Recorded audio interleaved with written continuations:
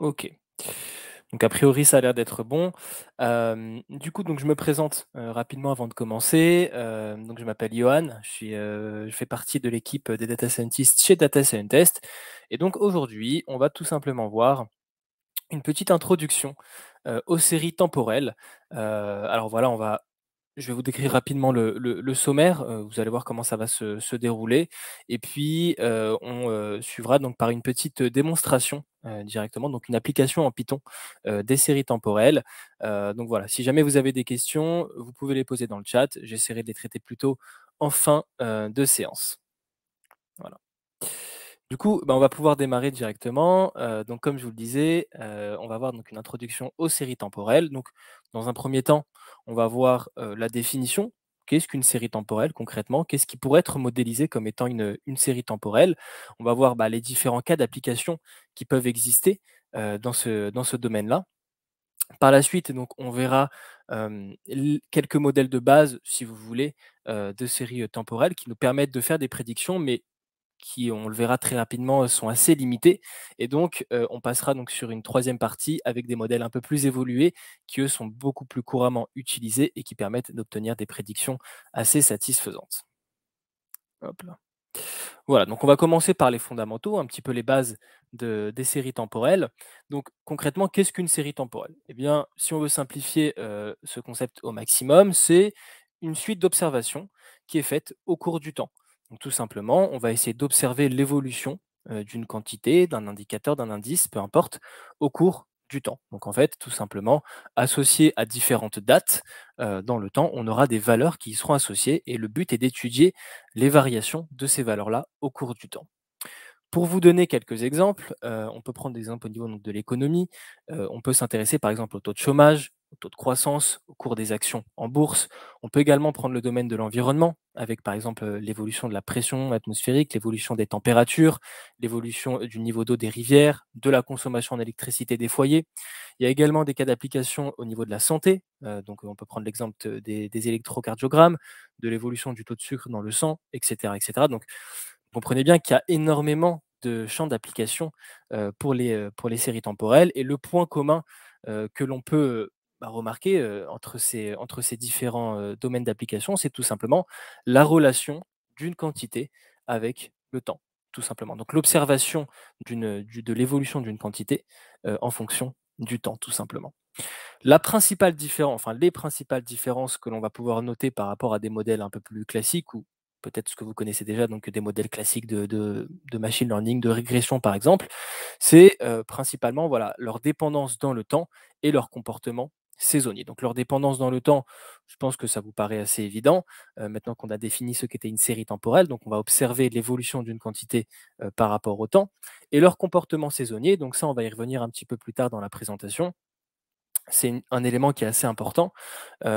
Pourquoi? Parce que c'est tout simplement ce qui va caractériser nos séries temporelles puisque on s'attend dans une quantité, enfin sur une suite d'observations, que l'on va faire en fonction du temps, on s'attend peut-être à retrouver un comportement saisonnier, donc un événement qui revient de manière assez récurrente, et qui pourrait être, extrait de notre série temporelle. Pour vous prendre l'exemple un petit peu de l'évolution, des températures, eh bien, on pourrait s'attendre, par exemple, au fil des années, à avoir à peu près le même schéma, au fil des années, donc une augmentation, vers le milieu de l'année, puis une baisse, sur la fin de l'année en termes de température. Après, ça dépend bien évidemment de la zone géographique sur laquelle on se trouve, mais en tout cas, on peut, faire référence à ce comportement un petit peu saisonnier de notre série temporelle, dans le sens où on va, bah, analyser, on va observer, en fait, un même comportement, à différents, moments dans le temps, mais de manière assez régulière. Donc voilà un petit peu pour vous donner une introduction. Les objectifs de son étude, donc quels sont clairement les objectifs de l'étude d'une série temporelle? Eh bien, on pourrait dire dans un premier temps que ça nous permet d'avoir une meilleure compréhension du phénomène représenté par, la série, tout simplement. Donc si on reprend, l'évolution par exemple des températures, dans le temps, eh bien, on pourrait peut-être essayer de capturer un peu plus, l'évolution, des températures, enfin comment fonctionne en tout cas l'évolution des températures dans le temps. Est-ce qu'il y a des comportements saisonniers qui reviennent? Est-ce qu'on observe par exemple une hausse au fil des années ou plutôt une baisse, etc., etc. Donc vraiment, c'est ce qui va nous permettre concrètement d'aller récupérer différents éléments, et ça on va le voir par la suite dans ce qu'on appelle la décomposition d'une série temporelle. On va aller essayer de récupérer différents éléments de cette série de valeurs-là qui vont nous permettre de mieux comprendre comment évolue cette quantité que l'on est en train d'analyser au cours du temps. OK. Deuxième principal objectif de l'étude d'une série temporelle, c'est ce qui va nous permettre d'avoir une représentation simplifiée par par un modèle, pardon. Hem, hop.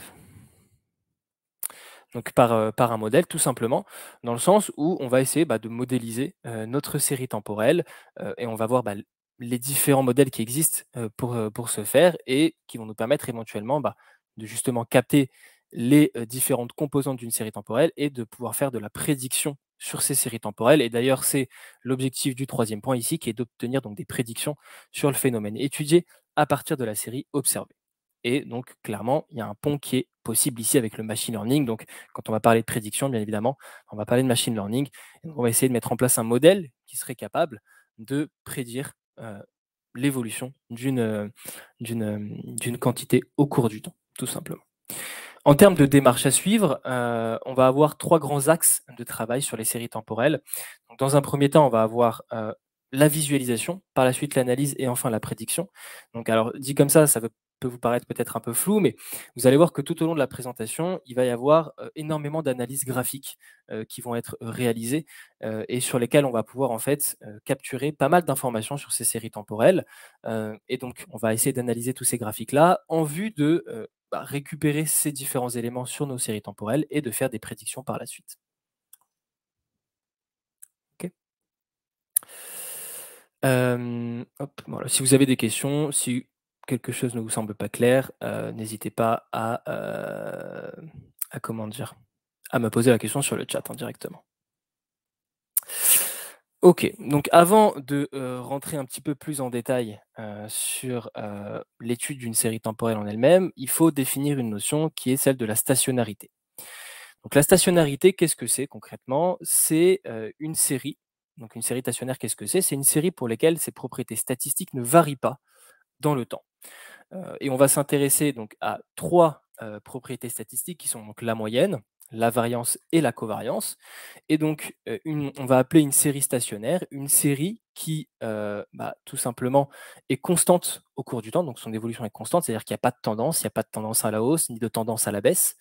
On va également regarder la variance. On aimerait à ce que la variance soit constante, donc la variance qui est une mesure de dispersion des valeurs, je vous le rappelle, et on aimerait donc que, au niveau des différentes valeurs qui sont prises par, notre série temporelle, eh bien, on ait quelque chose de constant en termes de variance.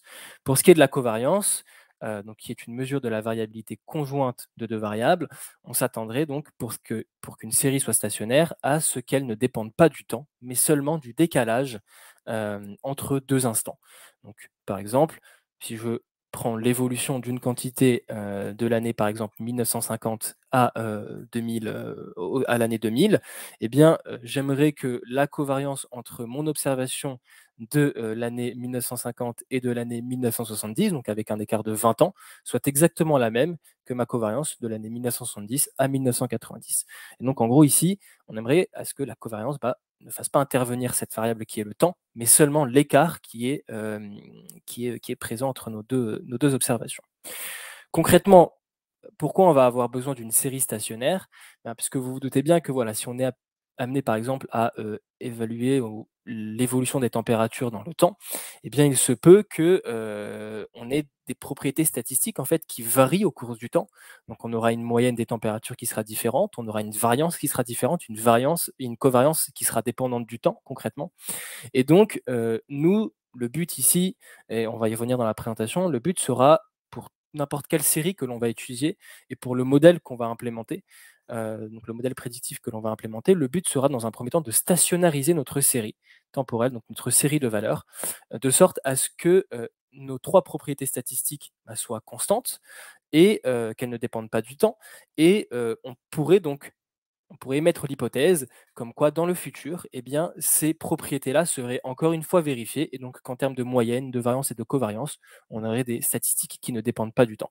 Donc le but, si vous voulez, c'est de simplifier l'observation que l'on a de notre série temporelle pour pouvoir effectuer des prédictions par la suite. OK. Voilà, donc pour vous donner une petite représentation graphique de ce à quoi pourrait ressembler, une série stationnaire, et bien ici, on prend donc, l'évolution d'une quantité, donc peu importe quelle série on est en train d'étudier ici, de valeur. L'idée, c'est quoi? C'est, de conserver une variance constante. Donc vous voyez que malgré toutes les variations que l'on peut observer sur notre série temporelle au cours du temps, eh bien, on a cette amplitude qui est assez constante, donc finalement cette variance qui est assez constante en termes de valeur prise par notre série et en termes de moyenne, on aura quelque chose, donc on a cette ligne horizontale ici qui représente la moyenne et qui nous indique, bah, tout simplement que notre moyenne est constante sur notre série temporelle, donc même enfin, peu importe, même s'il y a des variations qui sont observées sur cette série-là, on a quand même cette, moyenne constante au cours du temps. Et donc on va voir en fait tout de suite des exemples de séries temporelles qui, bah, n'ont pas du tout cette tête-là, qui ont eux une tendance, enfin qui ont elles une tendance positive, qui ont une saisonnalité assez particulière et cetera et cetera. Et donc le but dans un premier temps sera d'essayer de stationnariser notre série. Et donc on passe tout de suite à la décomposition des séries temporelles. Donc une série temporelle peut se décomposer, principalement en 3 éléments. Premier élément qu'on va appeler la tendance. Donc la tendance, qui est dépendante du temps bien évidemment et qui décrit la dynamique globale de la série. Pour exemple, on pourrait donner, bah, encore une fois, l'évolution des températures et donc on se doute bien que voilà, au cours du temps, il y a une tendance à la hausse au niveau de l'évolution de ces températures, donc une augmentation concrètement de ces températures-là. Donc on va parler de tendance à la hausse. Pour ce qui est de la saisonnalité, c'est tout simplement ce qui correspond à un phénomène périodique. Donc ça, c'est ce que je vous ai évoqué, au tout début.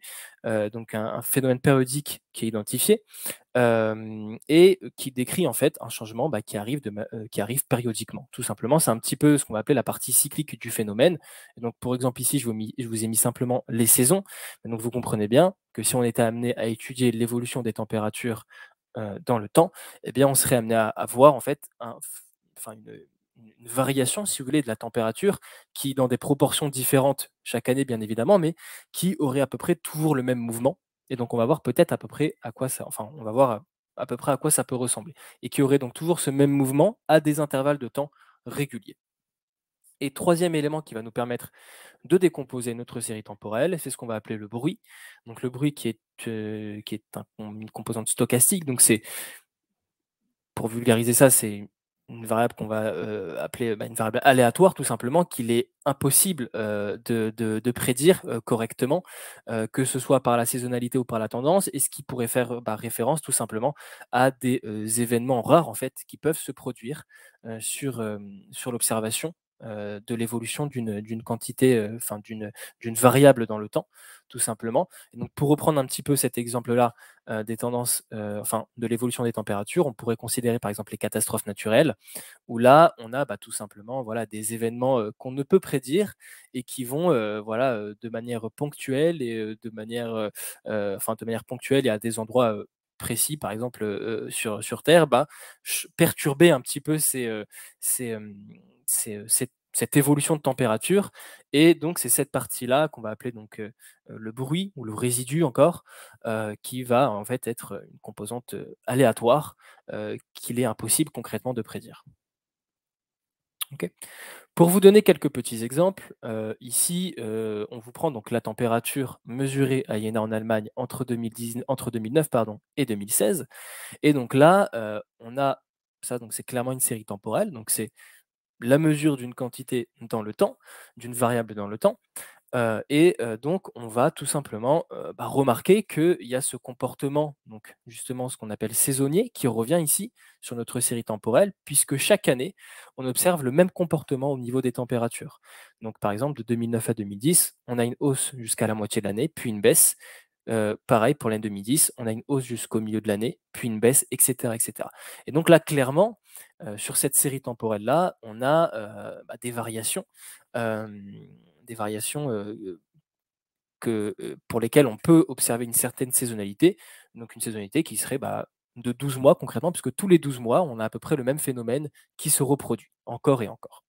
Et on pourrait analyser ici sur ce graphe-là, toutes les variations assez exceptionnelles qui sortent un petit peu de la tendance générale de de l'évolution des températures ici, ce qui pourrait être caractérisé ici par le bruit, par exemple. Vous voyez ici, par exemple, on a des pics, par exemple au milieu de l'année 2019 à -20, heu ou des pics de très fortes températures, par exemple ici entre 2012 et 2013. Et donc ça, c'est des événements peut-être un peu plus rares, un peu plus compliqués à prédire, ce qu'on pourrait ici essayer de caractériser comme étant le bruit contenu dans notre série temporelle. Deuxième exemple, de série temporelle ici avec, l'évolution donc de la population des États-Unis entre 1950 et 2020. Et on a ici donc clairement, une droite, qui nous, presque une droite affine, hein, qui nous permet de de montrer l'évolution un petit peu de la population donc aux États-Unis sur cette période-là de temps étudiée. Et donc là, on voit clairement qu'on est sur une série qui a une tendance positive. C'est assez évident, puisque, vous voyez ici on a représenté par ce vecteur-là, donc la tendance que semble suivre l'évolution de la population. Et donc là, on a clairement une tendance à la hausse, donc une tendance positive sur la les observations qui sont faites au cours du temps, tout simplement. Ici, on a un exemple de série temporelle avec tendance et saisonnalité. Vous voyez, le premier exemple, c'était juste avec une saisonnalité, il n'y avait pas réellement de tendance, finalement qui était observable ici, sur cette série temporelle-là. C'était, voilà, seulement une saisonnalité. Ici, on avait une tendance et ici, on a un mix des 2 où, eh bien, on a clairement une évolution. Vous voyez ici, qu'est-ce qu'on le regarde? On regarde l'évolution du nombre de passagers d'une compagnie aérienne entre les années 1940 et 1960. Et donc là, qu'est-ce que l'on a? On a tout simplement une évolution, donc une tendance à la hausse, en fait, tout simplement. Donc on passe de 1900, de 100 un peu plus de 100 passagers en 1949 par exemple ici à entre, 350 et 600 passagers, dans les années 1960. Et donc on a clairement une tendance à la hausse sur cette série et en plus d'avoir cette tendance à la hausse, on a une saisonnalité puisque chaque année, bien que ce soit observé dans des proportions différentes et avec une amplitude différente, on a, le même phénomène qui se reproduit. C'est-à-dire donc une hausse du nombre de passagers en milieu d'année pour, arriver à une baisse en fin d'année. Pareil, une hausse, puis une baisse en fin d'année.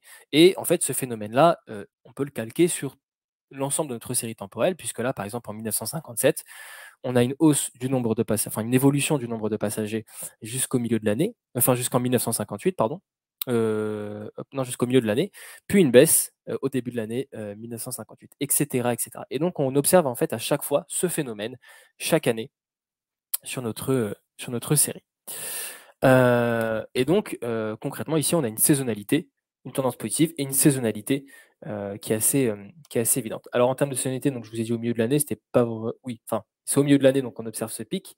Et donc on a, bien évidemment une saisonnalité ici qui pourrait être de 12 mois tout simplement, puisque chaque année on observe le même phénomène. Et donc si on était amené à récupérer des données par mois du nombre de passagers de notre compagnie aérienne, eh bien on aurait ici une saisonnalité de 12 mois.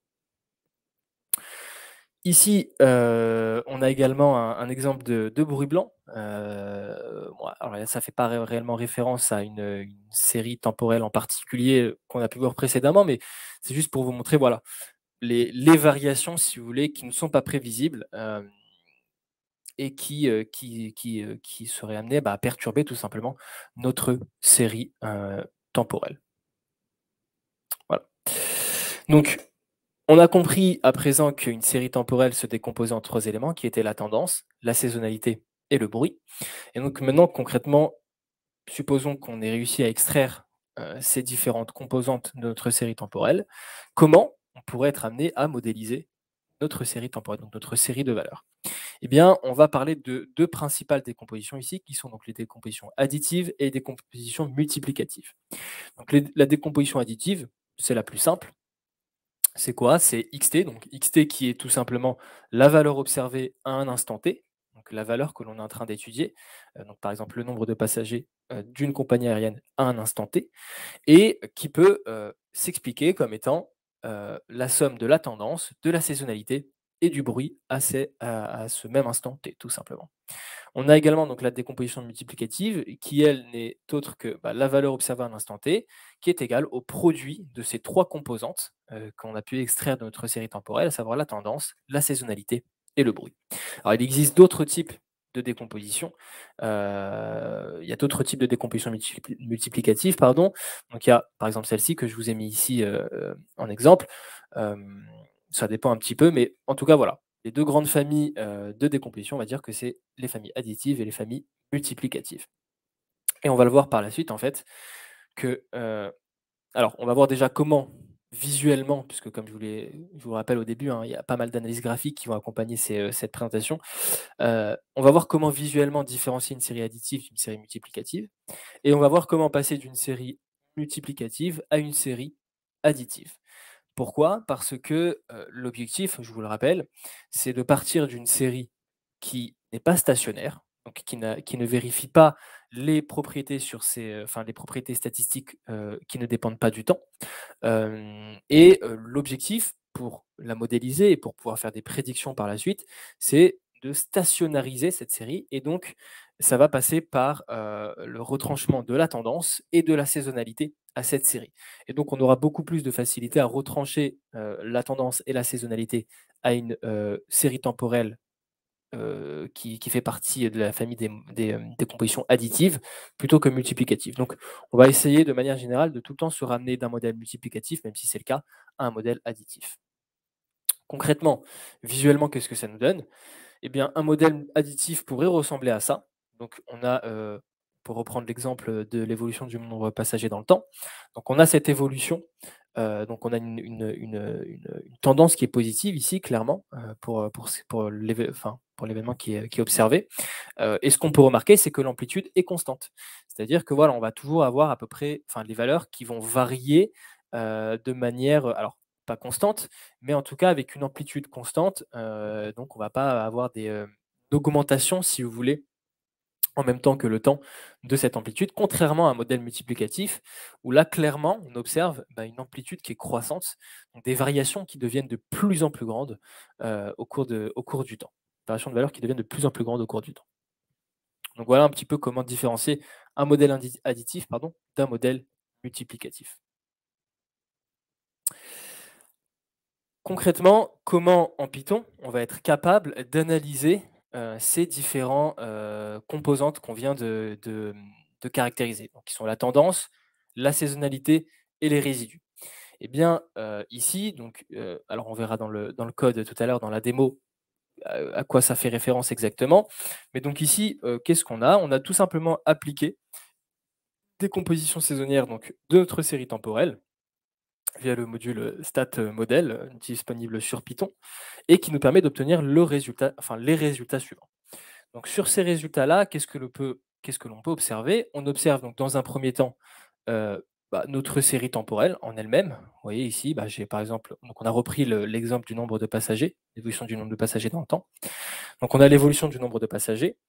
On a également donc la trend, donc la tendance, tout simplement. Donc là, clairement, que ce soit un modèle additif ou multiplicatif, on a clairement réussi à déterminer la tendance, donc positive sur notre série temporelle. En termes de saisonnalité, on a également quelque chose qui a bien été capté par notre modèle, enfin par notre décomposition, par notre décomposition, que ce soit pour un modèle additif ou pour un modèle multiplicatif. Donc on voit qu'il y a encore une fois la répétition du même événement enfin, au cours du temps. Donc tous les ans, on a exactement le même phénomène qui se produit, etc. etc. Pareil ici pour cette décomposition multiplicative. Et quatrième élément qu'on va regarder ici, c'est les résidus. Les résidus ici, vous voyez, si on donne en entrée à notre modèle, voilà, on a une série temporelle et moi, je dis à mon modèle que c'est un modèle additif. Lui, les résidus, il va les modéliser de cette manière-là. Donc on voit qu'il y a une variance assez élevée ici en termes de résidus. Et donc, c'est peut-être pas la meilleure manière de décomposer notre série. donc ici, en tant que modèle additif, puisque si on l'a décomposé en tendance plus saison plus résidu, alors tendance et saison, on a quelque chose d'assez cohérent et d'assez simple à identifier. Par contre, en termes de résidus, c'est un petit peu trop aléatoire et donc on va pas se référer à cette décomposition-là. Si maintenant, dans notre décomposition saisonnière, on a demandé à notre fonction de décomposer notre série temporelle comme étant un modèle enfin, comme de manière multiplicative, eh bien, on va avoir des résidus qui sont les suivants et donc qui, eux, semblent avoir une variance déjà beaucoup moins élevée. Ils semblent être à peu près constants au cours du temps et donc on aurait beaucoup plus de facilité, vous le comprenez, à modéliser notre série temporelle grâce à un modèle multiplicatif plutôt qu'à un modèle additif. Voilà, tout simplement. Je vais également regarder le chat en même temps s'il y a des questions. Hop, donc. Alors, on a une question par exemple de Christine qui nous demande, ce n'est pas toujours possible de stationnariser une série temporelle. En effet, c'est pas toujours possible de stationnariser une série temporelle. Après, on va voir en fonction des différents modèles que l'on veut implémenter, quelles sont les différentes méthodes de stationnarisation de notre série. Mais oui, ce sera pas toujours possible, enfin, ce sera pas possible dans 100 des cas. Mais on verra directement comment sur la démonstration, comment on peut faire ça. Et donc pour répondre à la question de Yeb, donc qui répond à la question de Christine, finalement, c'est possible tant qu'on enlève la tendance et la saisonnalité. Oui, après voilà, il faut que quand même sur notre décomposition, il faudrait réussir à capter correctement la tendance et la saisonnalité s'il y en a une, et auquel cas donc on pourrait en effet la stationnariser. OK. Donc concrètement, comment sont obtenues ces composantes-là, donc qui sont la tendance, la saisonnalité et les résidus? Eh bien, c'est obtenu tout simplement grâce à des méthodes de lissage. Donc qu'est-ce que le lissage? Le lissage, donc on peut parler un petit peu aussi de filtrage, puisqu'on va se séparer on va pas se séparer de données, mais on va transformer un petit peu nos données, et on va donc essayer de lisser nos séries temporelles pour retirer le bruit et révéler le signal existant, donc essayer de révéler, la tendance et la saisonnalité. On va, grâce à ce lissage, être capable d'identifier, donc comme je disais, la tendance et toutes les composantes qui nous permettent de décomposer notre série temporelle et on pourrait également éventuellement effectuer des prédictions, enfin réaliser des prédictions à la suite de ce lissage. Donc il y a différents types de lissage qui existent, et qui, nous permettent, de capturer, si vous voulez, ces différentes composantes. À commencer ici par la tendance. Donc grâce à ce lissage par moyenne mobile, on va être capable de déterminer, la tendance de notre série. Donc il y a, principalement 2 types de lissage par moyenne mobile. Donc on a le lissage par moyenne mobile assez classique et par moyenne mobile centré.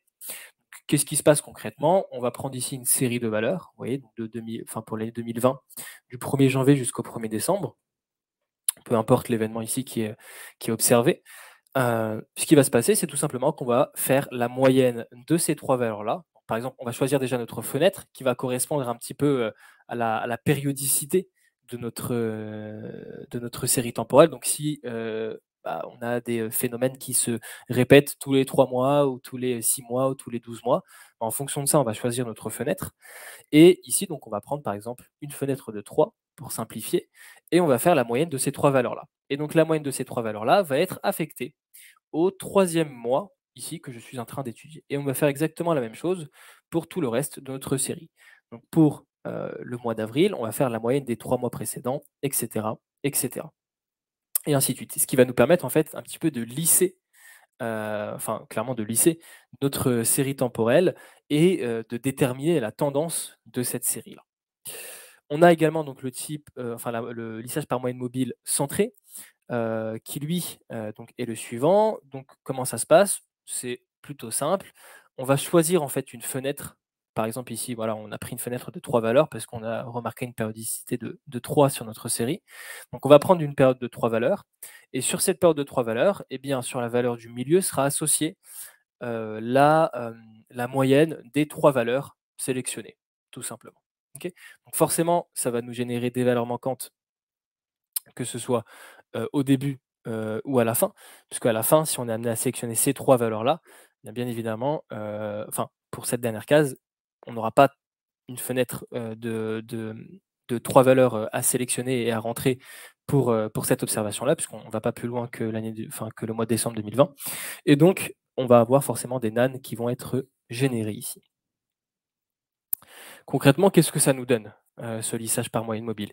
Eh bien, vous voyez ici, on a représenté 2 séries temporelles, donc qui sont en bleu, et on a représenté le lissage, que ce soit donc le lissage classique ou le lissage centré. Et cette moyenne mobile, finalement, elle permet d'identifier la tendance. Alors là, on n'est pas super clair puisqu'on a, une tendance qui n'est pas non plus, évidente sur cette, droite-là, enfin sur cette série temporelle-là. Mais du coup, ça nous permet de lisser un petit peu l'effet, de sur notre série temporelle et donc de se ramener à quelque chose d'un petit peu plus simplifié qui nous permettrait éventuellement de détecter la tendance. Donc concrètement, quand on va appliquer la décomposition saisonnière sur notre série temporelle, ce qui va se passer, c'est que, bah, des moyennes mobiles vont être, effectuées. Un lissage par moyenne mobile va être effectué sur la série pour pouvoir identifier clairement la tendance. Deuxième type de lissage qui peut exister, c'est le lissage exponentiel.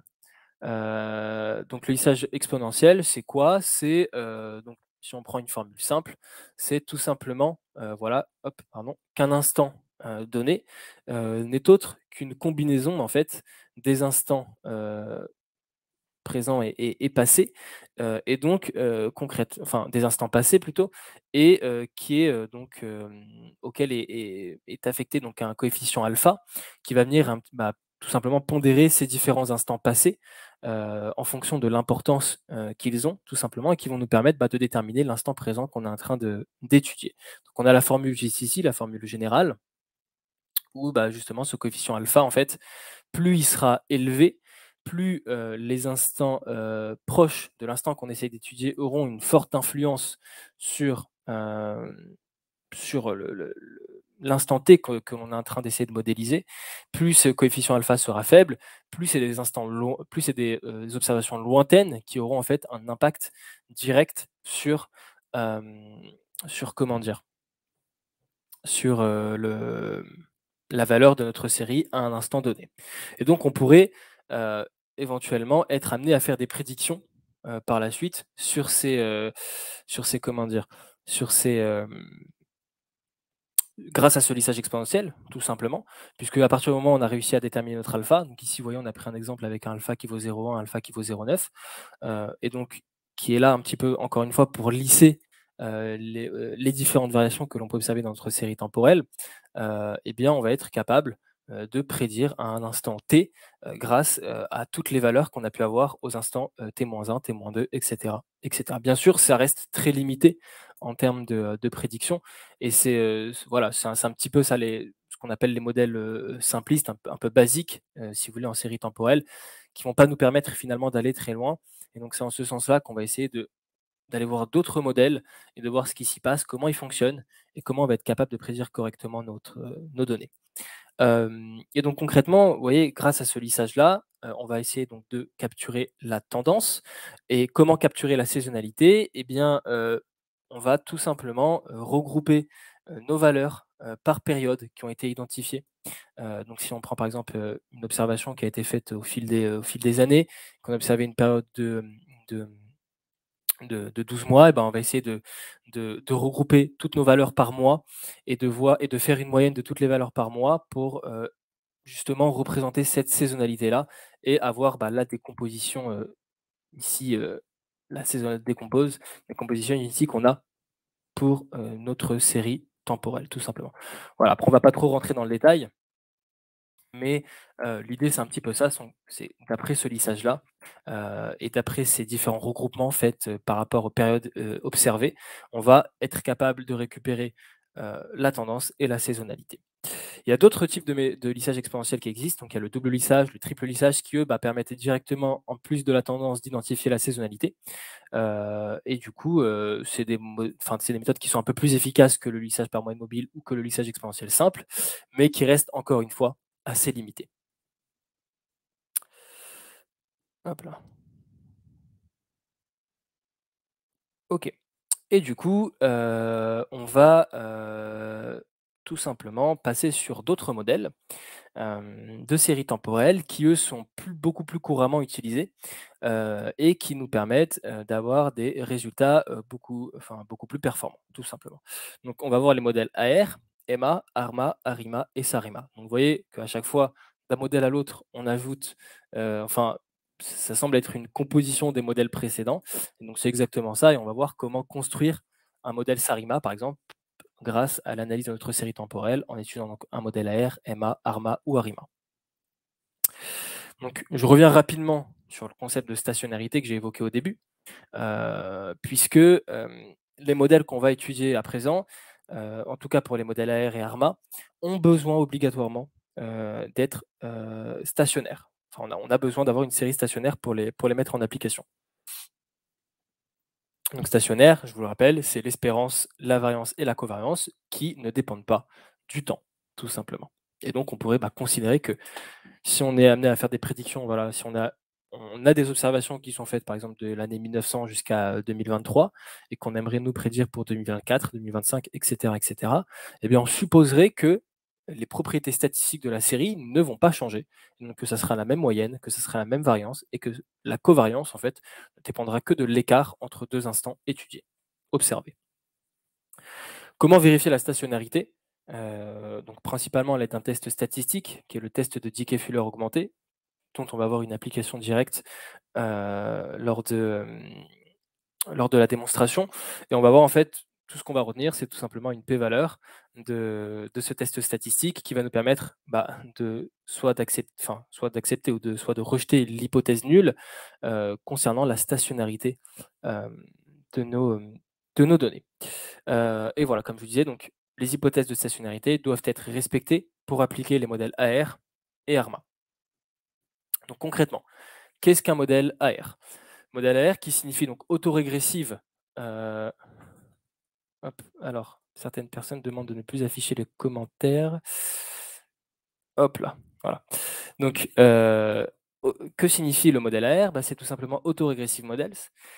Si on observe bien à quoi ça correspond, c'est une régression en fait qui est réalisée à partir des instants passés de notre série temporelle, plus du bruit. On aura par exemple pour un instant t, eh bien, notre intercept, phi0 plus phi1 fois l'instant t moins 1, plus, etc., phi p fois l'instant xt moins p, plus du bruit à cet instant t. Donc c'est de cette manière-là qu'on va essayer d'analyser notre série temporelle via un modèle AR. Alors après, ce qu'il va falloir régler, c'est jusqu'où on va aller en fait dans les instants passés que l'on va considérer pour pouvoir effectuer nos prédictions. Est-ce qu'on va aller récupérer les 10 instants passés de l'instant T qu'on est en train d'essayer de regarder? Est-ce qu'on va essayer d'aller regarder seulement les 2-3 instants passés? Donc le mieux, bien évidemment, serait de minimiser un petit peu ce nombre de paramètres, ce nombre de variables qu'on va donner en entrée à notre modèle et d'essayer de prédire la valeur à un instant T en fonction du plus faible nombre de valeurs aux instants passés.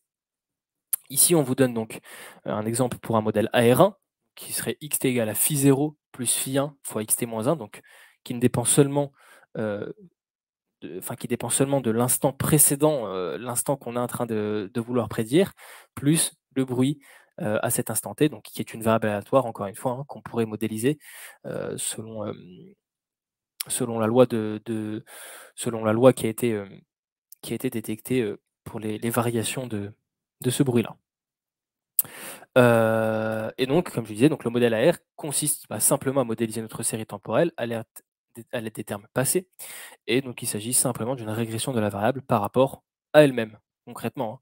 C'est les observations qui sont ici, donc xt, xt-1, xt-p, c'est les observations d'une même série temporelle, donc on est en train de faire une régression par rapport à elle-même.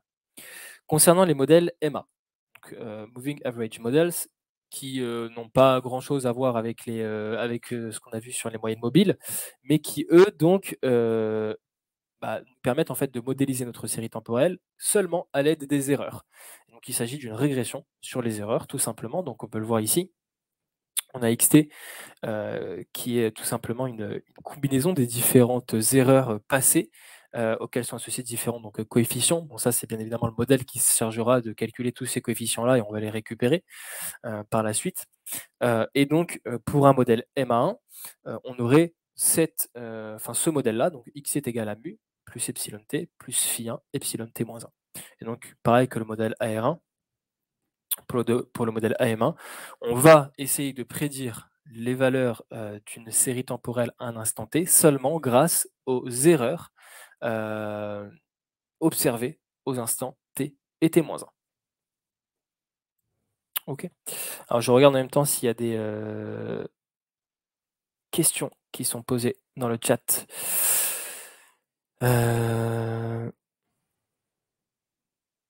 Hop. Tac, tac, tac. Donc, alors, je vois qu'il y a pas mal de références à d'autres modèles que l'on n'abordera pas ici, puisqu'on ne peut pas tout aborder en si peu de temps. Donc, je vois par exemple ici Nicolas qui nous parle des modèles à hétéroscédasticité conditionnelle, par exemple, donc les modèles Garch. On a également, j'ai vu la question quelque part. Hop, toujours Nicolas qui nous parle donc, qui nous dit que ces modèles restent linéaires et est-ce qu'on va éventuellement aborder d'autres modèles non linéaires, changement de régime par exemple. Alors non, on ne les abordera pas lors de cette séance-là. Peut-être que ça vaudrait le coup de organiser un second live avec cette fois-ci d'autres exemples, d'autres modèles que l'on va essayer d'implémenter. Mais voilà, aujourd'hui, on va uniquement se concentrer sur les modèles AR, MA, ARMA, ARIMA et SARIMA. Hop, voilà. Du coup, le modèle ARMA. Bah, le modèle ARMA, de manière assez simple, c'est quoi? C'est une composition, enfin, c'est tout simplement une composition des modèles AR et MA. Donc, vous voyez que finalement, on essaye de prédire la valeur d'une série temporelle à un instant T grâce aux instants passés, mais grâce également aux erreurs passées de cette série. Et donc, pour un modèle ARMA de paramètres 1 et 1, donc vous voyez ici ce qu'on va essayer lors de la démonstration, surtout, c'est de déterminer justement ces paramètres, que sont ici P et Q. Donc P, c'est les paramètres, enfin c'est le paramètre du modèle AR, Q, c'est le paramètre du modèle MA, qui viennent nous indiquer ici concrètement combien d'instants passés on va considérer pour effectuer notre régression ici. Et donc, pour le modèle ARMA avec les paramètres 1 et 1, donc, où on essaye de prédire la valeur d'une série temporelle seulement grâce à la valeur de la série, à la valeur passée de cette série et à l'erreur passée, à la valeur passée, pardon, de la valeur qu'on essaye de prédire et l'erreur passée de celle qu'on essaye de prédire. Et donc, on aurait le modèle suivant. Bien évidemment, comme je le disais, on a besoin que notre série temporelle soit stationnaire pour pouvoir s'assurer en fait de la pertinence de notre modèle ARMA ici. Donc, on va avoir différentes méthodes qui existent pour pouvoir stationnariser une série temporelle. Parfois, un passage au log peut suffire. Si ce n'est pas le cas, on va alors essayer de différencier notre série afin de la stationnariser. C'est en ce sens-là, donc si le passage au log ne suffit pas, par exemple, pour stationnariser notre série, donc pour se ramener à une série qui aura, je vous le rappelle, une espérance, une variance et une covariance qui ne dépendent pas du temps, eh bien, on va donc être amené à différencier notre série. Et pour différencier notre série, on va passer à ce qu'on appelle un modèle ARIMA, tout simplement. Alors, le modèle ARIMA, c'est quoi? C'est donc lorsqu'une série n'est pas stationnaire, on peut la différencier de telle sorte à ce qu'elle le devienne, tout simplement. Et donc le i qui vient s'ajouter dans notre modèle enfin dans notre modèle ARMA et qui vient former le modèle ARIMA, fait tout simplement référence à l'ordre d'intégration. Et donc qui fait référence, correspond à l'ordre des différenciations nécessaires pour obtenir la stationnarité de notre série. Concrètement, à quoi ça correspond? Donc ici, si on s'intéresse à un modèle ARMA de paramètres 1 et 1, on aurait donc le modèle suivant. Maintenant, si on s'intéresse à un modèle ARIMA, qui aurait donc pareil pour paramètres P et Q, donc toujours en première et dernière position, 1 et 1, et ici en différenciation 1, et bien finalement, comment on essaierait de modéliser notre série temporelle? On n'essaierait pas de la modéliser en représentant xt, mais en représentant zt qui n'est autre que xt moins xt moins 1. Et donc en ce sens, cette différenciation-là va nous permettre, dans certains cas, donc on va parfois devoir passer par une différenciation, parfois par 2, même plus, des différenciations à différents ordres, puisque, on va avoir donc là, vous voyez que c'est une différenciation d'ordre 1, puisque en fait, on va étudier juste la différence entre un instant t et son instant t-1 pour une série de valeurs. Mais on peut, par exemple, regarder la différence entre un instant t et l'instant t-12, et donc on aurait une différenciation de période égale à 12 dans ce cas-là. Et donc ça, on y reviendra, mais justement, c'est ce qui va nous amener peut-être à reconsidérer notre modèle et à se diriger vers un autre type de modèle si on constate finalement cette saisonnalité dans notre série, temporelle, tout simplement. Et donc de la même manière que on aurait, bah, tout simplement, appliqué, notre modèle ARMA, sur nos observations, pardon, XT, en fonction du temps. Et bien, de la même manière, on va pouvoir écrire ZT, comme étant, bah, alpha 0 plus alpha 1 fois ZT-1 qui n'est autre que XT-1 moins XT-2 plus l'erreur à un instant T, plus, un coefficient fois l'erreur un instant t-1 et cetera et cetera. Et donc cette stationnarisation de la série nous permet de, enfin cette différenciation, pardon, va dans plusieurs cas, nous permettre de stationnariser notre série. Donc si on regarde ici, ce qu'il en est, donc on reprend l'exemple un petit peu de l'évolution du nombre de passagers dans le temps. Donc qu'est-ce que l'on a? On a donc notre série initiale qui est, représentée avant un passage au log. Notre série après un passage au log, donc là, quelle est la différence entre cet élément-là et cet élément là-bas? C'est tout simplement l'amplitude qui n'est plus croissante. On conserve seulement cette tendance à la hausse, mais on n'est plus du tout croissant en termes d'amplitude. Donc là, concrètement, on a réussi à enlever un petit peu on a réussi à enlever cette amplitude croissante tout simplement, et ce qui fait référence un petit peu aussi, souvenez-vous ce qu'on a vu au début, à passer d'un modèle, multiplicatif à un modèle additif. Donc le passage au log de notre série de valeurs, donc on applique le logarithme tout simplement sur ces valeurs-là, va nous permettre de passer d'un modèle additif à d'un modèle, pardon, multiplicatif à un modèle additif.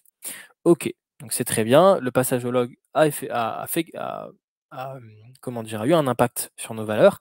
Par contre, c'est pas suffisant puisque clairement, bah, en termes de moyenne, on n'est pas du tout, constant, bah, on n'est pas du tout constant et voilà, tout simplement. Donc on va, différencier notre série. Donc alors ça, c'est pas avant différenciation, mais c'est plutôt, pardon, après différenciation. On a repris ce passage au log que l'on a différencié.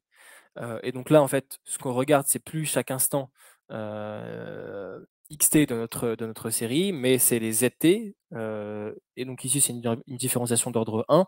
Donc tout simplement, ce qu'on observe ici, c'est les valeurs à chaque fois de xt moins xt-1 et cetera, à différents moments dans le temps. Et donc là, on observe quelque chose de beaucoup plus, satisfaisant en termes de série stationnaire puisque, bah, on pourrait s'attendre à avoir une moyenne à peu près constante sur notre série, temporelle.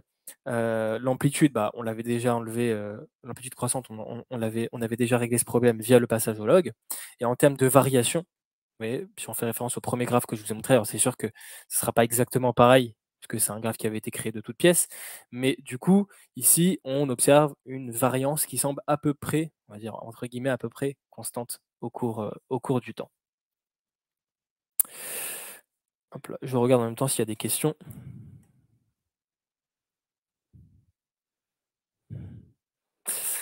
Hem Hop là. Donc je vois apparemment, alors il y a des questions de, docteur Bastien Brand qui nous demande, alors qui nous dit qu'il a raté le début et il demande s'il y aura une démo en Python. Oui, on va faire tout ça en Python juste après, tout simplement. OK, hop là. Donc voilà, je laisse quelques questions de côté qu'on pourra traiter un petit peu, qu'on essaiera de traiter, à la fin. Donc, concrètement, comment on va sélectionner notre modèle? Alors, il y a différentes, ah oui, et du coup, j'ai oublié de faire un petit point là-dessus. Sur nos séries temporelles, donc sur notre modèle ARIMA, donc après différenciation, bah, on est satisfait, super, ça a l'air d'être assez cohérent. Il se peut que voilà, la différenciation ne soit pas encore, satisfaisante, et donc En ce sens, on va essayer aussi d'afficher donc le graphe d'autocorrélation de notre série temporelle, et on va y revenir juste après. Il se peut en fait qu'on ait besoin de différencier, comme je vous l'ai évoqué tout à l'heure, par rapport à une périodicité en fait qui est observée sur notre série temporelle. Et donc là, dans le modèle ARIMA, on va, avoir, besoin de faire intervenir cette notion de saisonnalité finalement. Et donc là, on va passer d'un modèle ARIMA à un modèle SARIMA, qui va nous permettre de prendre en compte, pardon, notre saisonnalité. Concrètement, comment, à partir d'une série temporelle, sélectionner le bon modèle? On a une première méthode qui est, celle des graphes donc d'autocorrélation et d'autocorrélation, partielle. Alors, à quoi ça correspond? Donc c'est la méthode de Box-Jenkins. Donc la fonction d'autocorrélation, c'est quoi? C'est tout simplement la corrélation de Pearson entre les valeurs d'une série. Donc par exemple, entre xt et xt-2, on va calculer la corrélation qu'il y a entre ces 2 valeurs-là. Petit, bémol ici sur ce graphe, d'autocorrélation de notre série temporelle, c'est que cette valeur correspond donc, à la fois aux effets directs, mais également aux effets indirects. Donc si vous voulez, lors du calcul de, la corrélation, alors pourquoi on appelle ça autocorrélation? Juste petite parenthèse, parce que tout simplement on est en train de faire des corrélations, heu, sur, une même variable, mais à différents moments, à différents moments dans le temps, tout simplement. Donc on est en train de faire la corrélation d'une variable avec elle-même, mais observée à différents moments. Petit bémol sur ce graphe de la CF, c'est quoi? C'est que, quand on va essayer de calculer la corrélation entre xt et xt-2, eh bien, en fait, il y a une part d'information de xt-1 qui se situe entre xt et xt-2 qui sera contenue dans cette corrélation-là.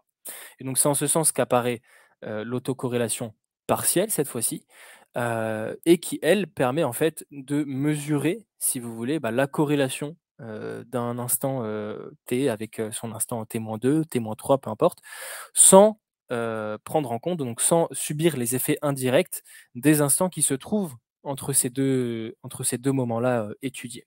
Pour obtenir cette valeur, de manière assez simple, il suffit de créer un modèle linéaire et d'estimer le coefficient. Donc vous voyez, par exemple, si ici on essaie d'estimer xt en fonction de xt-1, de xt-2 et de xt-3, finalement cette corrélation, ne serait que les coefficients. Donc par exemple, la corrélation de xt-3 avec xt ne serait que le coefficient A3, de notre régression. Et donc, les graphes d'autocorrélation nous amènent au graphe suivant. Donc ici, on a sur la gauche le graphe d'autocorrélation. Ici, on a sur la droite le graphe d'autocorrélation partielle qui, vont tout simplement donc nous permettre d'analyser et de déterminer en fait enfin déjà sur quel modèle on va se tourner, vers quel modèle on va se tourner, et surtout les paramètres du modèle, que l'on va pouvoir identifier. Parce que si on choisit un modèle AR, il va falloir déterminer l'ordre P. Si c'est un modèle MA, il va falloir déterminer l'ordre Q. Si c'est un modèle ARMA, il va falloir déterminer P et Q. Et donc on va voir les différentes méthodes qui existent en fait pour déterminer sur quel modèle on va se baser tout simplement. Donc là, on vous a pris le cas simple de AR, MA et ARMA, mais qui peut s'appliquer également à ARIMA et à SARIMA, et on va voir comment.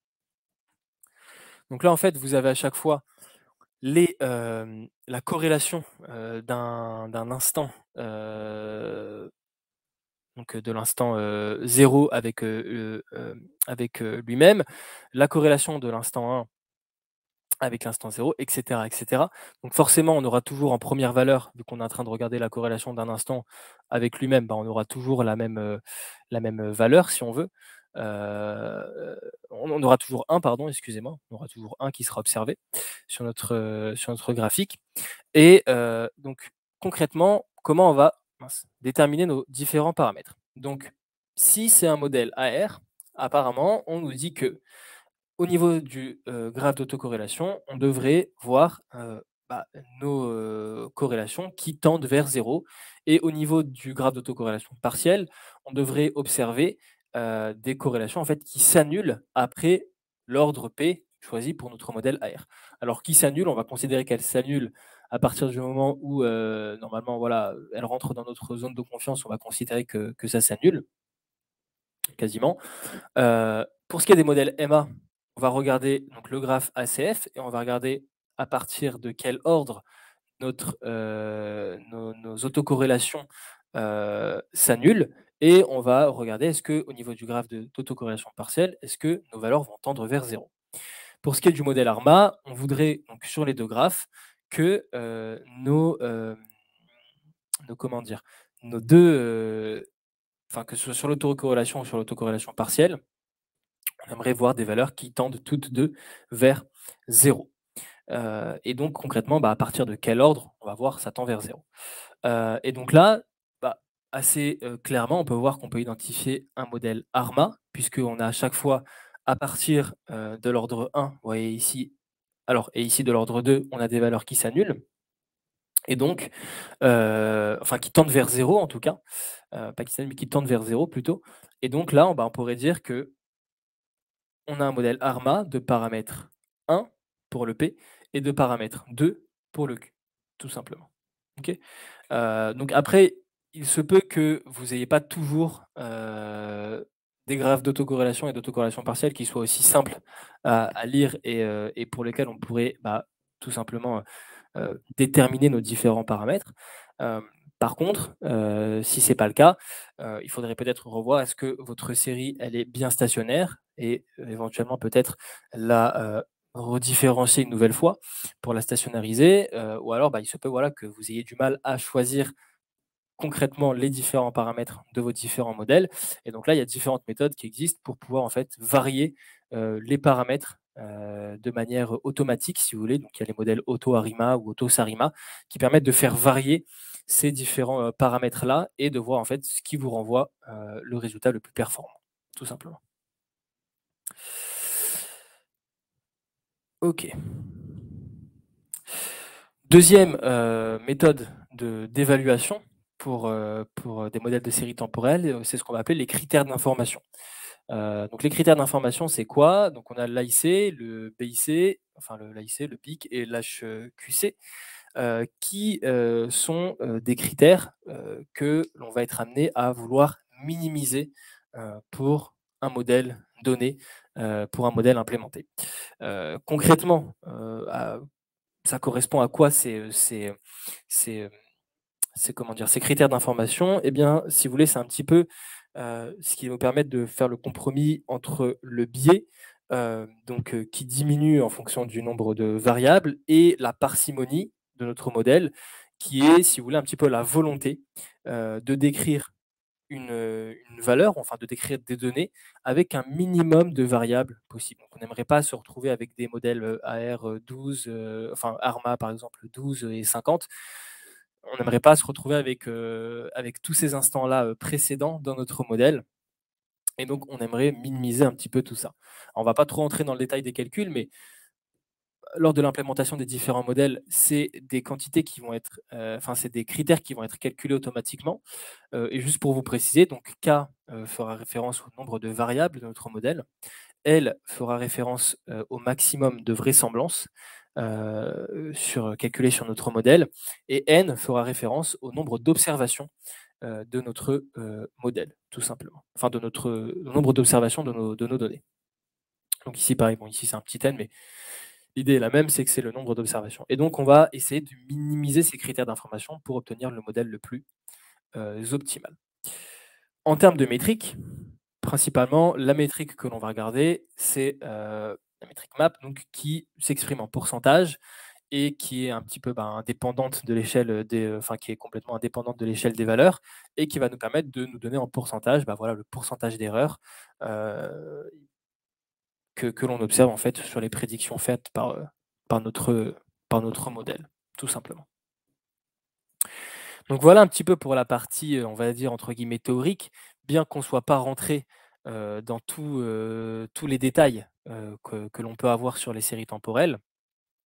Mais voilà, ça vous permet au moins d'avoir une petite idée, heu, de ce que c'est, de comment ça peut être modélisé. Donc pour résumer un petit peu ce qu'on a dit et on pourra passer sur la démo. Donc une série temporelle, c'est tout simplement l'observation d'un événement au cours du temps. Sur une série temporelle, on va pouvoir identifier 3 éléments qui sont donc la tendance, la saisonnalité et le bruit. OK? Donc pour, cette, tendance, cette saisonnalité, ce bruit-là, on aura 2 grandes familles de modèles qui sont les modèles multiplicatifs et les modèles additifs.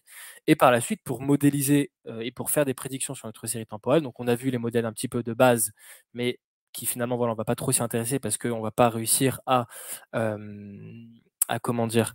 Heu à faire des prédictions en fait, performantes grâce à ces modèles-là et donc on s'intéresse au modèle AR, EMA, ARMA, ARIMA ou encore SARIMA qui lui fait intervenir la saisonnalité, dans notre modélisation. On pourrait également s'intéresser au modèle SARIMAX, qui n'est autre qu'un modèle SARIMA, qui contient, d'autres variables, externes. Puisque là en fait, concrètement, qu'est-ce qu'on est en train de voir? On est en train de voir l'évolution d'une quantité dans le temps, mais donc les seules variables dont on dispose, c'est quoi? C'est une variable temporelle et une variable quantitative, donc qui est amenée à évoluer à la hausse, à la baisse, peu importe. Mais on prend en compte aucune autre information sur nos données qui pourrait peut-être avoir un lien direct avec, l'évolution, de la quantité qu'on essaie d'observer en fonction du temps et donc grâce au modèle Sarimax, on va pouvoir rajouter donc ce qu'on appelle des variables externes, à notre modèle et donc on va pouvoir passer à la démo. Vous allez voir, la démo est assez simple, et il y a pas trop voilà, en termes de technicité, ça se limite à l'utilisation de pandas, des bibliothèques de visualisation et de la bibliothèque StatModel qui nous permet, bah, justement d'importer de modéliser, via les modèles AR, EMA, ARMA, RIMA et cetera et cetera. Donc qu'est-ce que l'on va, sur quoi on va se concentrer, ici? Concrètement, on va vous prendre le jeu de données donc qui s'appelle Air Passenger, peu importe, qui n'est autre que, comme j'en ai parlé lors de la présentation sur les slides, l'évolution du nombre de passagers au cours du temps. Et donc c'est, de 1949 à 1960. Donc concrètement, en termes de série temporelle, si on était amené à la visualiser, simplement, on aurait, la chose suivante. Donc ici, on a nos différentes dates, ici, on a notre nombre de passagers. On aurait pu mettre des légendes pour expliciter un peu plus, mais vous avez compris l'idée, donc ça fait référence à ce qu'on a vu sur les slides. Et donc, première question que l'on peut se poser, c'est est-ce que c'est un modèle additif qu'on est en train de est-ce que notre série temporelle peut être, vue comme étant un modèle additif? Et donc on va, comme je vous le disais, appliquer donc cette décomposition saisonnière, qui est disponible depuis, la bibliothèque StatModel et donc, grâce à la fonction seasonal decompose, que l'on applique sur nos données, tout simplement sur nos valeurs et qui nous renvoie les résultats suivants.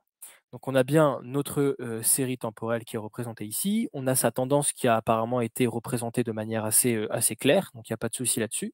En termes de saisonnalité, a priori, on a cette saisonnalité qui a bien été identifiée, d'année en année, donc de 12 mois, environ, à chaque fois pour la reproduction du même phénomène en fait, chaque année. En termes de résidus, donc là, comme on a pu voir sur l'exemple, on a quelque chose qui n'est pas super satisfaisant puisqu'on a une grande variance observée sur ces résidus-là. Et donc, on est donc dans le cadre de ce qu'on appelle, je l'ai vu dans le chat, de l'hétérocédacité, c'est-à-dire qu'au niveau des résidus, bah, on a une variance qui n'est pas constante. Heu, pour ce qui est d'un modèle multiplicatif, donc on va essayer maintenant de décomposer notre série de valeurs grâce à un modèle multiplicatif. Et la décomposition se fait de la manière suivante. Donc pareil pour la série, la trend et la saisonnalité. Pas de difficulté à ce niveau-là. Au niveau des résidus, là, on a quelque chose de plus satisfaisant puisqu'on a une variance qui est beaucoup plus, qui est beaucoup plus faible, qui est quasiment, nulle, puisqu'on a des résidus qui, se situent à chaque fois autour de 1. Et donc là, on est dans un modèle, enfin dans une décomposition en tout cas un peu plus satisfaisante et donc on va considérer hem que c'est un modèle multiplicatif. OK, donc souvenez-vous, on a dit qu'on essayait toujours de se ramener d'un modèle multiplicatif à un modèle additif et que pour ce faire, on allait passer au log. Et donc pour passer au log, on va, tout simplement, écrire df égale à np.log de df, donc on va tout simplement remplacer nos valeurs de df par le log de ces valeurs-là. Et donc on va retenter de décomposer notre série maintenant, mais sur les logs, plus sur les valeurs initiales, mais sur les logs, pour voir si elle peut être décomposée comme une série, additive. Et donc là, vous voyez, en fait, quand je ne précise pas l'argument, du modèle pour lequel je veux décomposer ma série, par défaut, ça sera un modèle additif. OK? Donc si je veux multiplicatif, je suis obligé de le préciser au niveau du code. Donc sur ce modèle additif, on a donc pareil, l'évolution de notre série. la tendance, la saisonnalité qui a l'air d'avoir été assez bien identifiée et en termes de résidus, alors là, comme c'est un petit peu zoomé sur le graphe, on voit, une certaine variance, mais finalement cette variance qui semble être assez faible, puisque voilà, on est entre 0,05 et -0,05, et donc on conserve, cette, on va dire constance au niveau de la variance de nos données. Maintenant, on peut se poser la question, est-ce que notre série est stationnaire? Et donc là, on va effectuer un test, d'AD enfin d'AD Fuller augmenté, qui va nous permettre, tout simplement, alors là, on va juste regarder la p-value, hem, si vous voulez, c'est un petit peu le concept de ce test statistique-là, c'est quoi? C'est d'essayer de, alors c'est le test de Dickey-Fuller, plus précisément. L'objectif de ce test-là, c'est quoi? C'est d'essayer d'exprimer, la valeur observée à un instant T, en fonction, grâce à une régression en fait et des instants, passés tout simplement, et d'essayer de voir en fait grâce à ça, est-ce qu'on a une série stationnaire ou pas en fonction de la valeur des différents coefficients de notre régression. En tout cas ici, ce sur quoi on va se focus, c'est tout simplement la valeur de la stat et surtout la p-value. Donc la p-value ici qui n'est pas du tout inférieure à 5, et donc on ne peut clairement pas rejeter l'hypothèse nulle comme quoi notre série n'est pas stationnaire et donc, bah, pour l'instant on considère qu'on a une série qui n'est tout simplement pas stationnaire. Alors pourquoi on a une série qui n'est pas stationnaire? Bah, c'était assez évident, hein. Sur observation, il y a une tendance qui est assez claire, on a une amplitude qui est croissante, une certaine saisonnalité qui revient et donc on va essayer de modifier un petit peu nos données pour pouvoir, se ramener à une série qui, elle, est stationnaire. Et donc là, on va, représenter notre série sans différenciation, mais juste la série avec les logs, en fait. Donc vous voyez, comme on avait pu le voir sur les slides, donc on a cette amplitude qui a disparu complètement et on va regarder donc, les graphes d'autocorrélation et de autocorrélation partielle. Donc là, on a des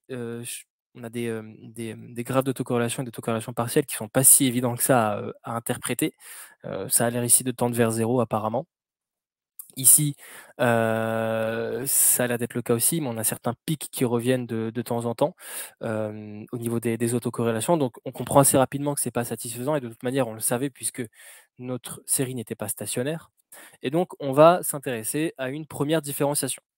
Donc grâce à notre première différenciation, donc là, en fait, ce qu'on est en train de considérer, c'est chaque instant, enfin, ce qu'on va essayer de comment on va essayer de représenter notre série. On va pas représenter chaque instant à un instant T, mais on va représenter la différence de 2 instants qui se suivent à chaque fois. Donc xt moins xt moins 1. On obtient le résultat suivant. Donc là, pareil que sur les slides, différenciation qui semble être assez, satisfaisante. Quand on regarde les graphes d'autocorrélation et d'autocorrélation partielle, pareil, on n'est pas super satisfait. Alors, on voit quand même qu'on a des pics, saisonniers qui reviennent. Vous voyez ici, on a un pic à 12, un pic à 24, un pic à 36, et donc souvenez-vous, on avait fait, on avait parlé justement de cette composante qui était la saisonnalité sur notre série temporelle et on avait clairement identifié, bah, la récurrence enfin, un schéma assez récurrent qui revenait chaque année.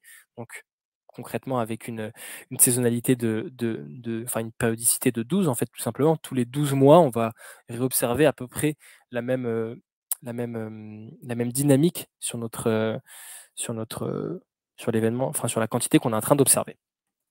En termes de graphe d'autocorrélation partielle, pareil, ici, on n'est pas sur un modèle, où nos autocorrélations tendent vers 0 ou s'annulent à partir d'un moment. On voit que voilà, ici, aux alentours de 27-28, on a un pic assez conséquent, à 35 aussi. Donc finalement, voilà, ça ressemble pas trop, pour vulgariser ça un petit peu, ça ressemble pas trop à ce qu'on a pu voir sur les slides.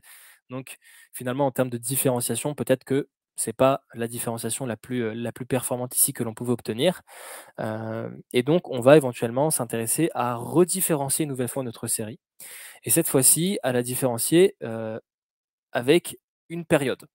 Puisque clairement, on a pu observer sur notre série, comme je vous le disais, une périodicité de 12 mois à chaque fois qui était assez évidente. Donc tous les 12 mois, on avait le même phénomène à peu près qui se passait et donc on va différencier une fois, puis on va différencier, heu, avec une période de 12 et ce qui nous permet donc d'obtenir la série suivante.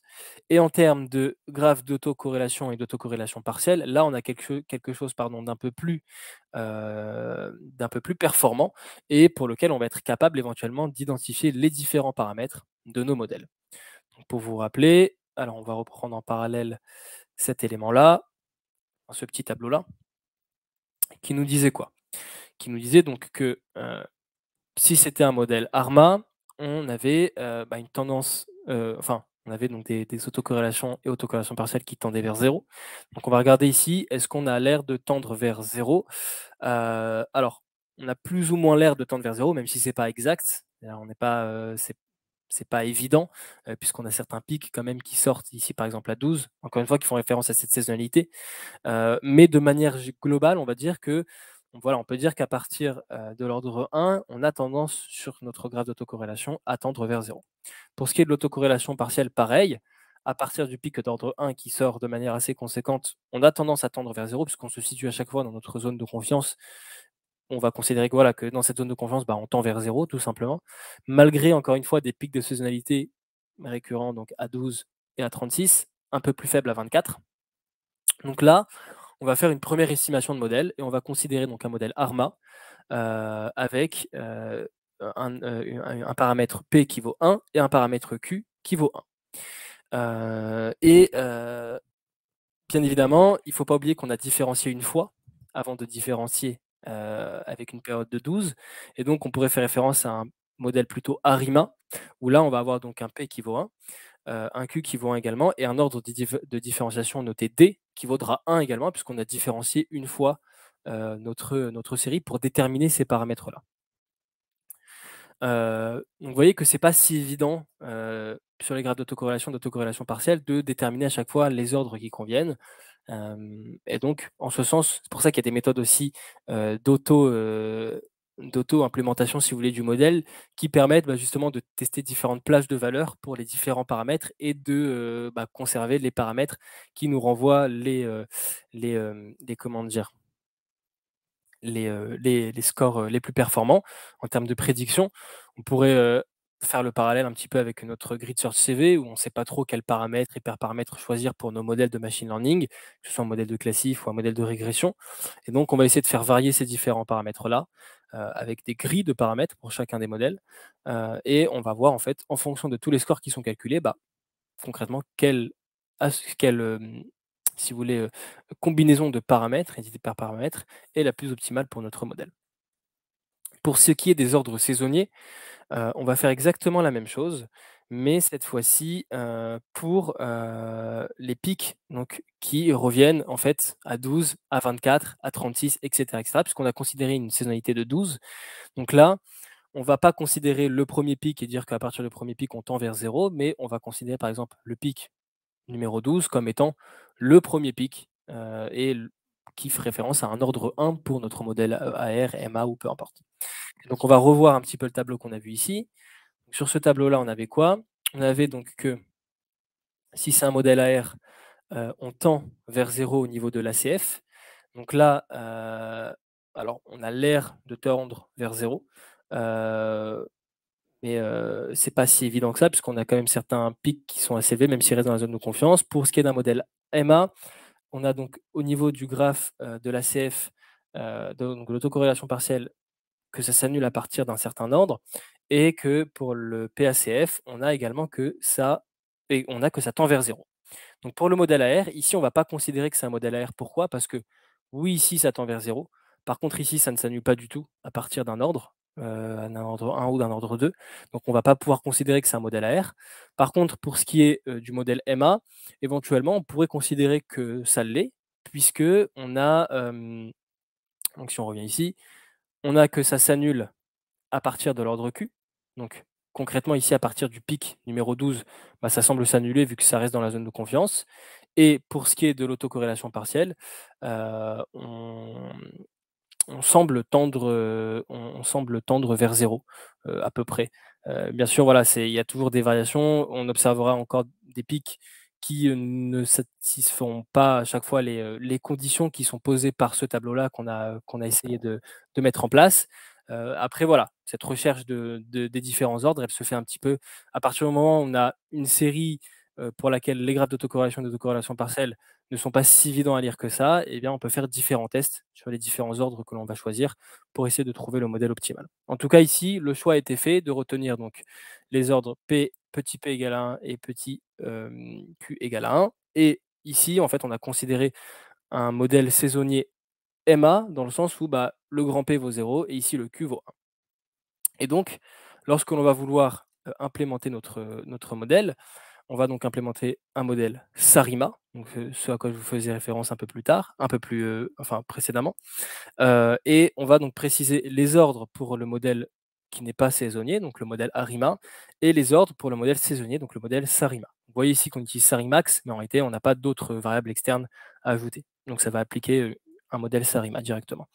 Donc on répète, on a ici petit p qui vaut 1, l'ordre de différenciation qui vaut 1, puisqu'on a différencié avec enfin on a différencié une fois avec un ordre 1. On a le petit q qui vaut 1 également. Pour ce qui est des ordres saisonniers, donc on a considéré qu'on allait ici prendre un modèle MA 1.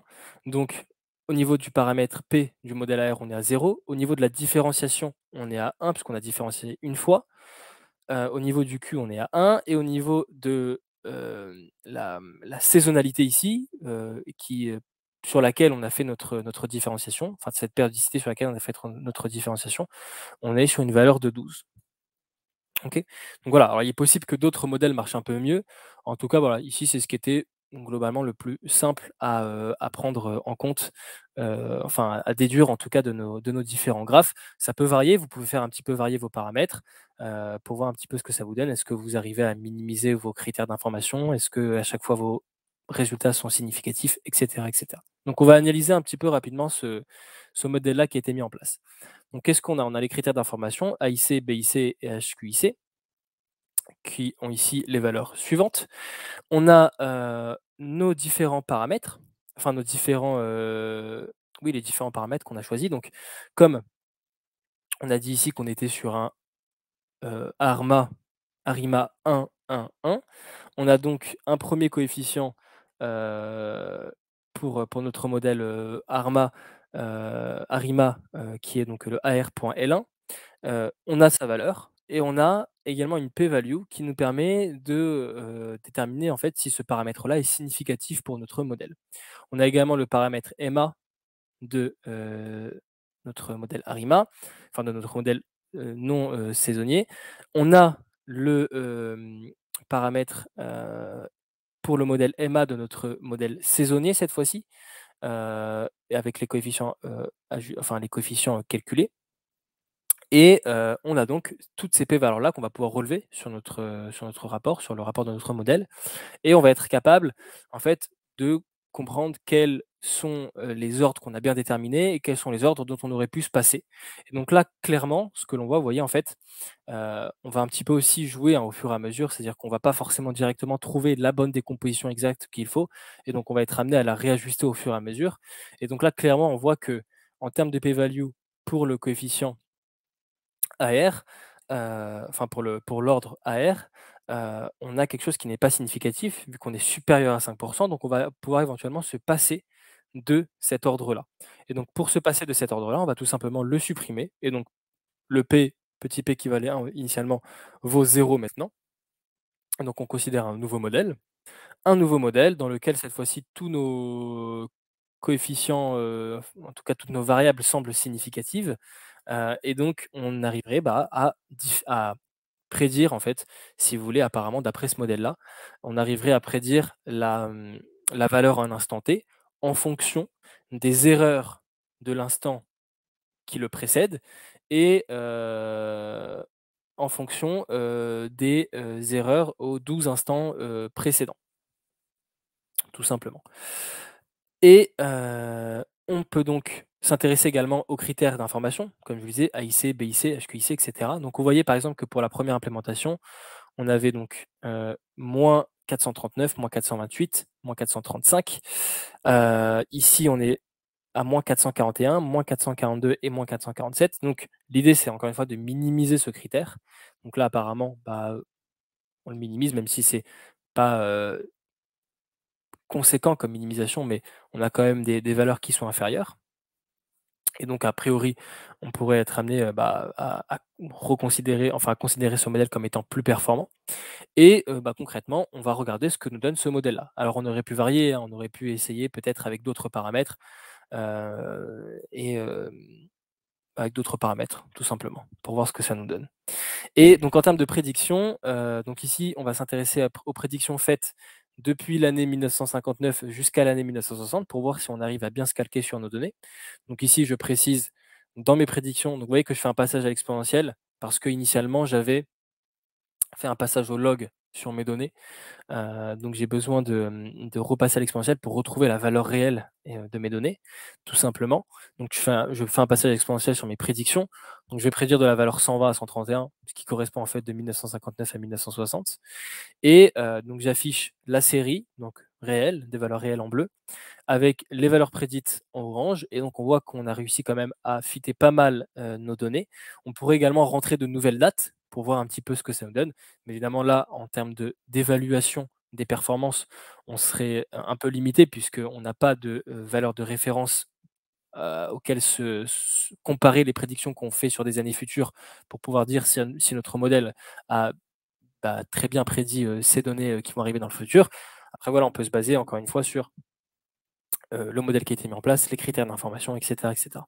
Et donc quand on affiche le score map, on a un score de moins 1,20 et donc en moyenne, on a une erreur, de moins 1,1 par rapport, donc vous voyez qu'on sous-estime un petit peu, le nombre de passagers par rapport aux valeurs réelles, même si c'est assez faible, on sous-estime un petit peu et donc en ce sens, on a une erreur en pourcentage qui est négative.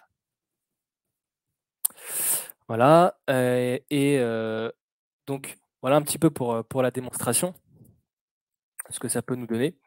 Après bien évidemment, il existe d'autres modèles. Donc je vous ai parlé du modèle Sarimax. Il y a également les modèles VAR, Varma, les modèles Garch, qui ont été évoqués dans le chat, et des modèles aussi par, transformés de Fourier.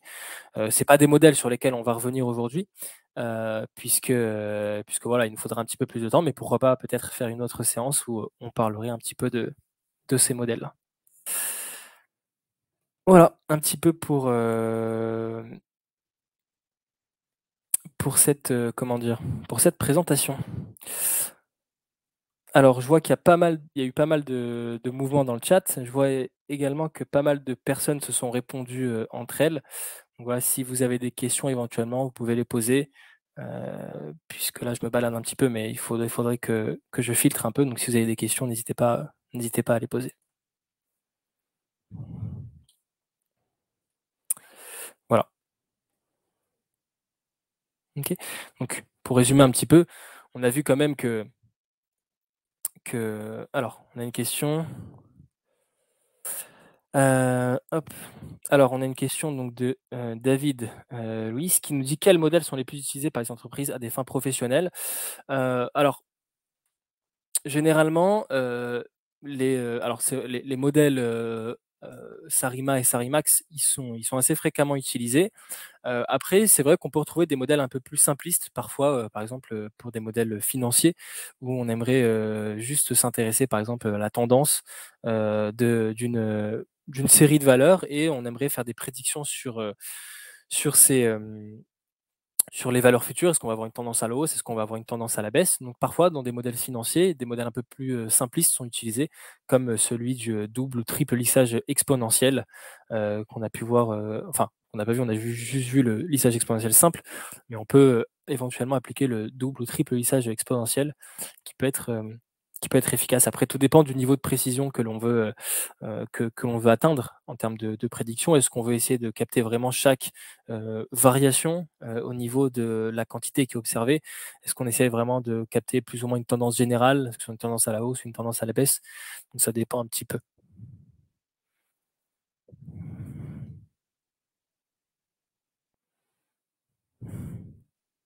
OK. Du coup, Bah, écoutez, s'il y a pas d'autres questions, je pense qu'on va pouvoir, en rester là. Du coup, j'espère que vous avez apprécié cette séance. J'espère que ça vous a permis de comprendre un petit peu, ce qu'était une série temporelle, comment les modéliser, quels sont les différents types de modèles qui existent et comment les mettre en application concrètement sur Python. Bien évidemment, c'est un modèle, enfin c'est un thème qui est très, très large, qui est très, très vaste et donc forcément, voilà, on pourrait s'étendre des heures, voire des jours là-dessus. Donc à l'occasion, on essaiera de réorganiser peut-être un live, sur des, sujets un petit peu plus poussés, au niveau des séries temporelles.